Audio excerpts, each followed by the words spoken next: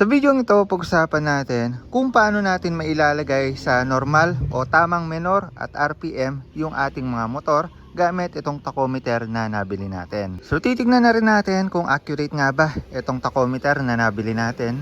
Ano yung mga advantage kapag nasa tamang menor yung ating mga motor at kung paano yung DIY na paggamit nito para maitama yung menor o RPM ng ating mga motor.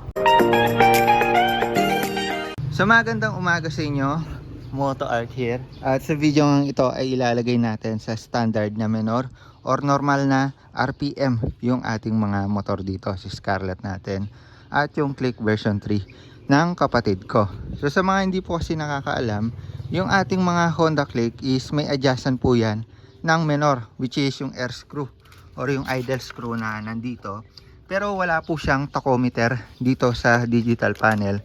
Kung kaya naman hindi po natin alam kung nasa standard na menor or RPM na po yung ating mga motor. So para po sa mga hindi nakakaalam ng term na menor at RPM, actually halos pares lang naman yan.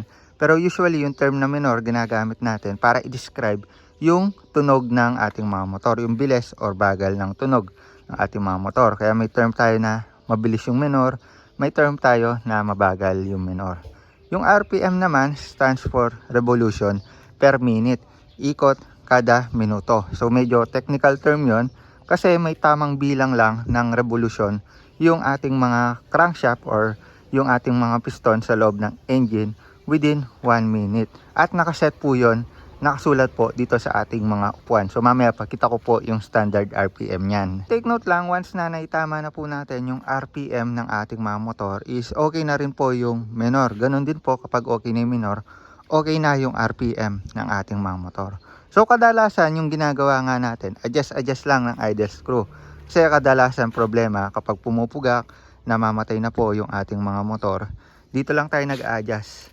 So kapag nakapag-adjust na po tayo dyan, or kapag may time na hindi na po namamatay yung ating mga motor, okay na tayo doon. Ang kaso, hindi siya accurate, hindi siya tugma sa normal RPM ng ating mga motor. Actually may mga naunang video po ako doon about sa kung paano i-adjust yung menor, ano yung gagawin kapag pumupugak-pugak yung motor. Also may video na rin tayo about sa vibration. Pero sa video ito magiging accurate po tayo kasi may hahawakan po tayong device which is tachometer. So basically ito po yung magiging basehan natin para makita po yung current na RPM ng ating mga motor at makapag-adjust tayo ng idle screw depende doon sa standard na RPM po ng motor natin. Pero yung bago natin gamitin ito at i-test kung accurate siya, pag-usapan muna natin kung ano nga ba yung advantage kapag nasa normal na RPM or menor yung ating mga motor. Ang advantage po is engine longevity or mapapahaba po natin yung buhay ng makina natin. Magiging less prone po siya sa wear and tear dahil hindi po natin maisasagad yung potential ng ating mga makina para mag-overwork po siya. Kumbaga, nakalimit lang po yung kakayahan niya or yung RPM niya. Also, hindi tayo nag-o-over RPM. Pangalawa, smoother performance. So, kapag nasa tamang RPM yan, tamang menor, syempre, mas smooth yung andar natin. Mas responsive po yung ating mga throttle natin. Ramdam natin yung power kada piga kasi nga proportional po yung ating mga engine sa piga po ng ating mga throttle or sa RPM po niya. Pangatlo is fuel efficiency. So tipid po sa gasolina yung ating mga motor pag nasa tamang RPM lang po yan. Katulad na lang po kapag bagong labas yung ating mga motor sa kasa, nasa standard pa po na RPM yan kasi yung manufacturer yung nagset po niya nung idle screw niya at saka yung RPM. Pero yun, katagalan kahit hindi po natin galawin yung idle screw natin na yan, nawawala po sa menor kasi narurumihan po yung throttle body po natin or nagkakaroon ng bara sa mga air screw. Pero yun, once na naset naman natin yan sa tamang menor is titipid ulit sa gasolina yung ating mga motor. Kumbaga hindi siya over RPM, kung kaya naman hindi over yung pag-produce ng gasolina sa ating mga engine. And what if naman sobrang bagal naman ng menor, hindi nga siya sobrang bilis or hindi over RPM, sobrang bagal naman ng menor, mas matipid ba sa gasolina yon? Actually, marami rin cons disadvantage kapag sobrang baba ng menor ating mga motor. Una na po dyan is mas prone siyang namamatayan tayo ng makina po natin kasi parang naghihingalo or dahil sobrang bagal ng RPM natin, pwede siya mag-cause na mag-shutdown yung engine po natin or namamatay-matay.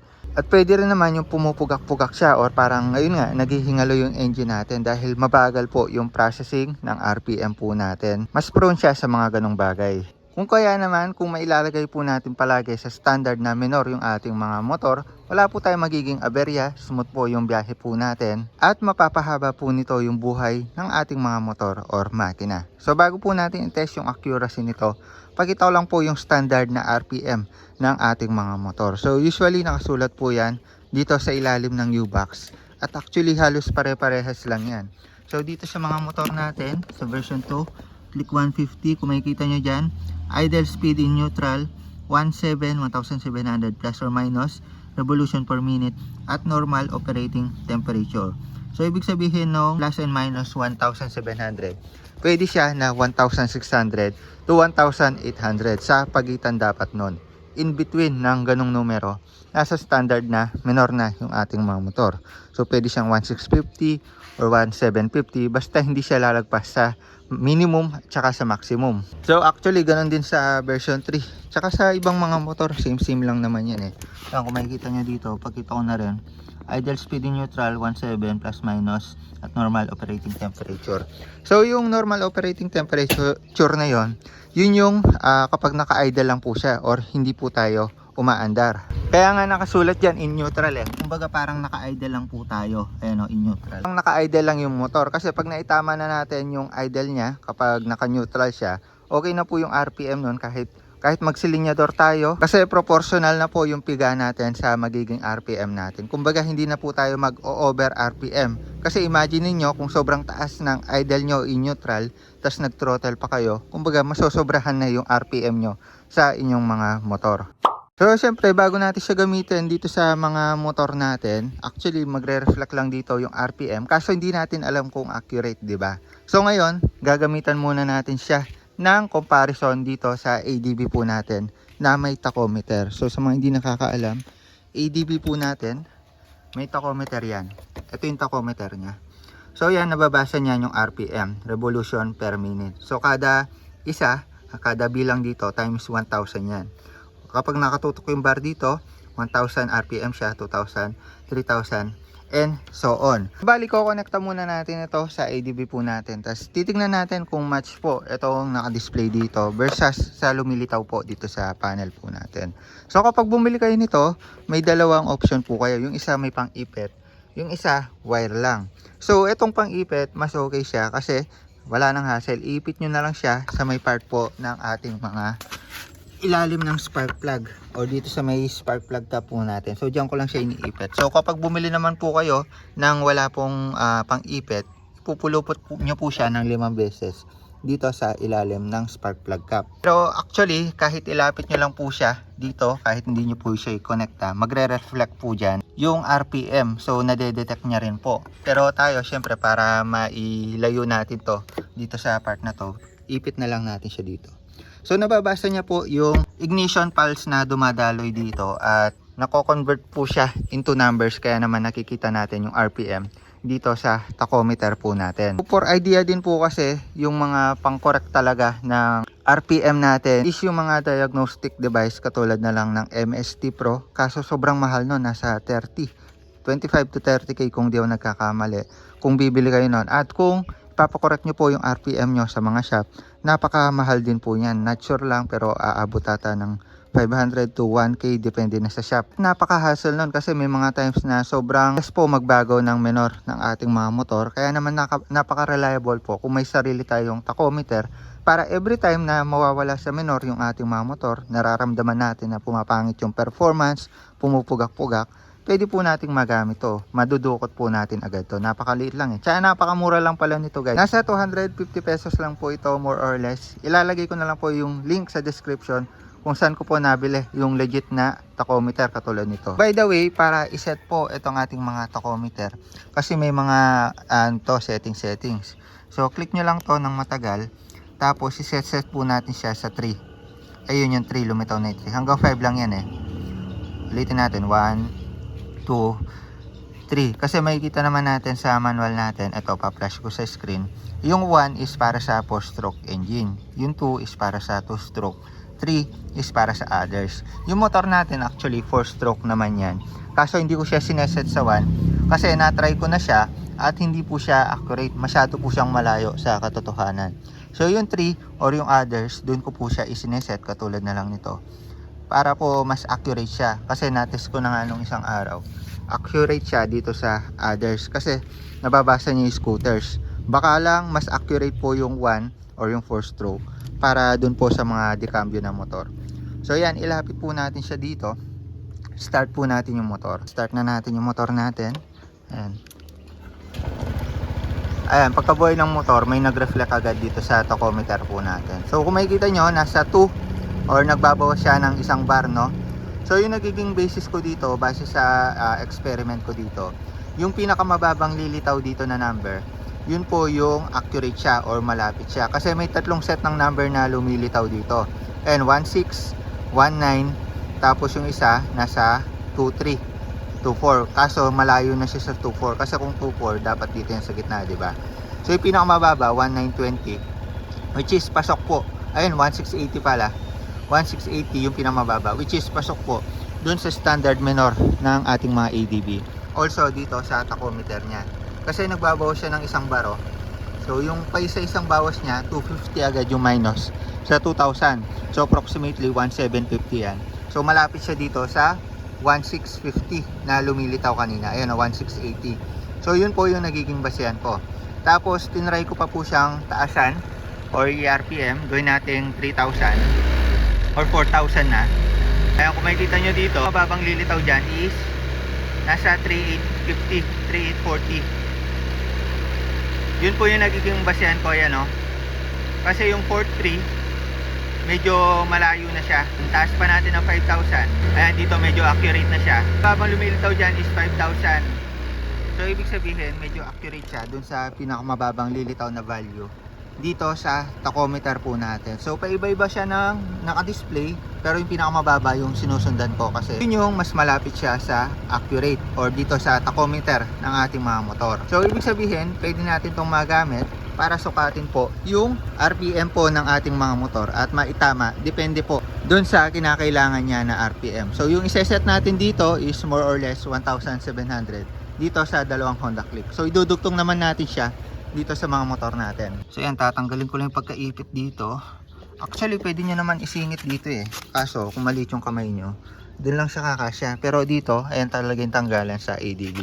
Pero dito sa Click, pwede natin maisingit yan dito eh. Dito. Ayan yung ano niya, di ba? Yung spark plug cap. Ipitin lang natin siya dito sa part na to. Ayan, sa pinaka parang buntot ng spark plug cap. Diyan ko lang siya iniipit. Tapos may lumilitaw naman na dito. So, iseset lang ulit natin siya sa 3. Ayan, nakaset naman yan. Kung di nyo naman gagalawin, di naman magbabago yan. So, start lang natin yung motor natin. Ayan, start. Tapos tingnan agad natin dito. Check natin. Yung pinakamababang lilitaw, yun po yung RPM natin. Ayan, nasa fast idle pa po yan, take note. Ayun, nagbagal ng idle. Nasa 960, nakakita ko na ng 900. So kailangan natin siyang itaas. So sa pag-adjust ng idle, pwede nyong kamayin. So yung paikot or yung clockwise is higpit po siya or pabagal po yung minor na mangyayari. Kapag naman counterclockwise yung ginawa po natin, luluwag po siya at bibilis po yung minor ng ating mga motor. So currently, ayan, nasa 1.2 nga lang 960 yung pinamababa niya, sobrang baba. Kutin po natin siya counterclockwise paluwag para bumilis. Ayan. Makikita nyo dito, medyo bumibilis yung tunog, yung minor. Yung RPM naman tumataas din. Ayun, 1920, 1680, yun, lumitaw na siya guys. So hintayin lang tayo ng mga ilang minuto para confirm natin kung magbabago siya. So after ng ilang minuto, ayan, ito yung sinasabi ko, bumaba pa siya. So kailangan nyo talagang patagalin ng konti pag nag-adjust kayo ng minor kasi paiba-iba pa yan. Pero once na yan, maiset nyo na ng tama yan, na lang yan. 1.4 siya ngayon, 1.4. Medyo luwagan pa natin. 1.7 man. Ayun, 1.680. Lumitaw ulit. Ayun, nagwa 1.7 na. Goods na tayo doon. Tapos hintayin pa ulit natin ng mga 2 to 3 minutes kung magbabago. Pag hindi na nagbago, okay, goods na tayo doon. About sa current ikot ng gulong po natin, nasa 3 kph lang po siya. So yun po yung normal na ikot na gulong kapag nasa normal RPM. Pag mas mataas po dyan, sobrang taas na po yung RPM po ninyo or yung menor.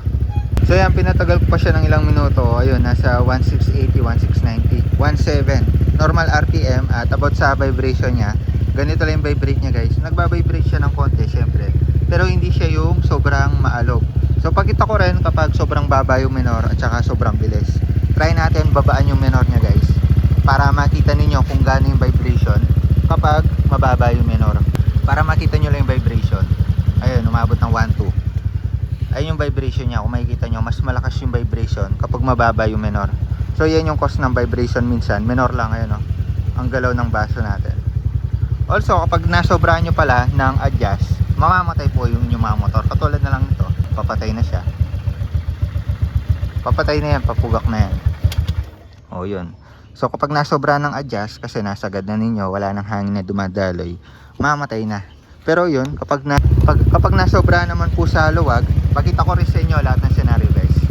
Pag nasobrahan naman sa luwag, is hindi na siya sobrang tataas, hindi naman sobrang tataas yung menor, mamamatay na rin siya. At saka mahuhugot na to, ayun o, namatay na rin siya. So ibig sabihin, may tamang kiliti lang to. Halos nasa gitna lang yung kiliti niya para pumunta sa tamang idle. Tapos magdedepende pa yung adjustment nyo dito, depende sa kondisyon ng inyong mga throttle body. Kung sobrang dumi po yung inyong mga throttle body sa inyong mga motor, mahirap pong mag-adjust dyan. Kumbaga, mamatay-matay talaga yan. Kung kaya naman, mas okay, linisin muna yung throttle body bago po tayo mag-idle screw. Yan, set ko lang ulit siya sa normal. So yan, naitama ko na ulit yung menor. Medyo pinatagal ko lang para ma-assure po natin na hindi na pabago-bago yung menor niya. Yan, naulog na yung ano natin. Ayun, kung makikita nyo, nagno-normal na siya 1680, 1690 to 17. So saktong-sakto na, swak na siya para sa ating mga motor. Also, yung mapapansin natin dito is mas pino na po yung tunog ng ating mga motor. So yan din po yung mga advantage kapag nasa tamang menor. Mas pino yung tunog niya. Tapos tignan natin yung throttle po niya kung responsive. Check natin ah.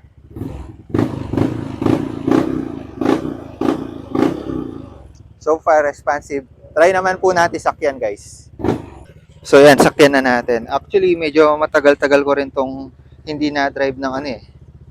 Nasa accurate na menor. Medyo tensyometer din ako dati. Check natin.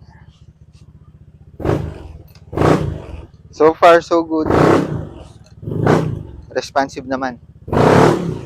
Yun oh, lakas. Responsive naman siya.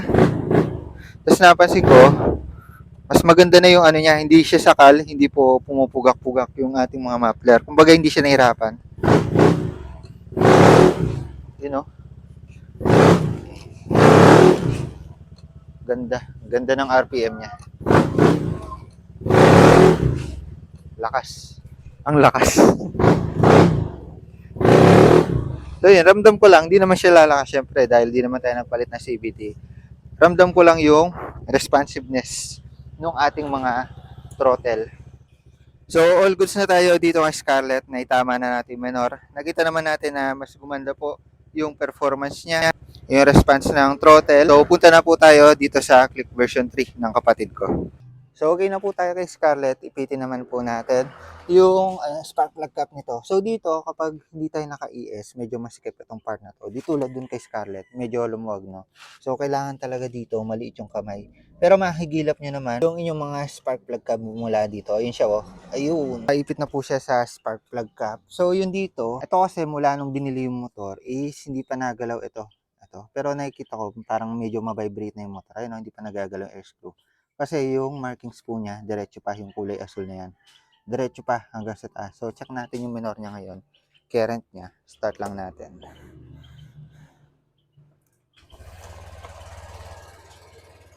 Ayan, check natin dito. Mabilis pa yung menor. Tayo natin bumagal. Oh, ito naman, nasa 1.9. Masyadong mabilis. Ayun no? Masyadong mabilis yung menor. Ito yung pinakamababa niya. At kung makikita nyo, parang ma-vibrate din, no? Vibrate din pag sobrang bilis ng RPM. Same as kapag sobrang bagal ng RPM. Ma-vibrate din yung motor. At saka kung makikita nyo dito, ma-vibrate siya guys. Ayun no? Sobrang bilis kasi pag over RPM. Pero yun, lumilitaw yung 1680 eh. Check natin. Ayun, nasa 19 talaga. Try natin babaan ng konti. Medyo binalik ko ulit, no? Medyo malapit na ulit siya dito sa kulay ng markings niya. Kumbaga parang konting adjustment lang yung ginawa natin talaga from dun sa sinet ng manufacturer natin kasi konting pihit lang, may konting changes talaga. Pero yun, bumalik na siya sa standard namin or 1690, 1680. Katulad dun kay Scarlett, kung makikita nyo, ayan, wait lang natin, ayun. Yun siya, tapos kung makikita nyo naman yung vibration, medyo humina na siya, hindi tulad kanina na sobrang bilis. So, konting adjustment lang ginawa natin, pero malaking pagbabago sa RPM po niya. Kumbaga, less na yung vibration at naiset sa standard na RPM, 1680, 1690. Goods na. Sa ikot ng gulong, though pwedeng hindi siya mag-match kay Scarlett kasi pwedeng case-to-case basis yan, baka malaking gulong, mabigat, whatsoever. Pero ito, 1 kph, tsaka umiikot yung gulong. Normal pa naman po para sa standard na menor ng ating mga motor. Ayun o, kung titignan nyo, sobrang vibrate niya kanina. Pero ngayon, halos same na lang doon kanina kay Scarlett natin. So, okay na. Check naman po natin yung response ng throttle at saka yung pag-arangkada po niya. So, yan, di naman siya nabago sa 1680. All goods na tayo dito. Tanggalin na natin. Actually, dito ko napatunayan na malinis pa talaga yung throttle body nito kasi halos walang naging epekto. Yung menor po niya nasa halos standard pa rin, do may nagalaw tayo na konti.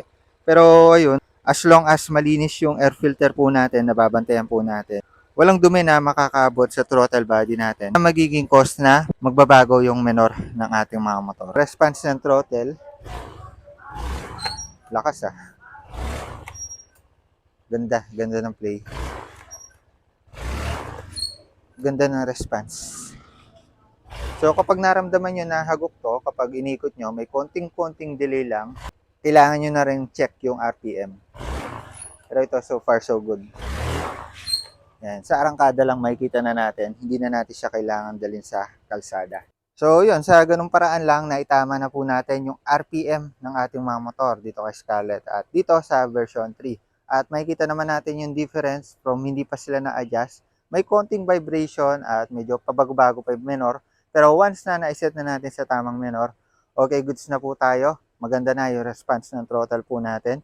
Hindi siya pumupugak at hindi po siya sobrang vibrate. So by the way, ito nabibili po siya online. May built-in na po siya na battery at kapag medyo dinikit nyo po, nakasense na po siya ng pulse, aandar din po agad siya at magdi-display po dito sa kanyang panel. Tapos pag pinindot po natin to, pwede po siya mag-on. Basta tandaan nyo lang, iset nyo siya sa 3 dahil mas accurate po siya doon. Ito palang na-display dito is hours kung ilang oras kayong nag-test ng RPM ng inyong mga motor. So overall, medyo accurate naman po itong item natin na to. Na-test naman natin sa ADB. Basta alam lang po natin gamitin at alam po natin kung saan siya iseset. Though medyo may pagkamura siya ng konti pero napaka-reliable niya para itama yung menor ng ating mga motor. So yun lang muna para sa video na ito. Tachometer para sa pagsiset ng normal o tamang menor ng ating mga motor. All goods na, napaka-reliable at mura lang. Bye-bye!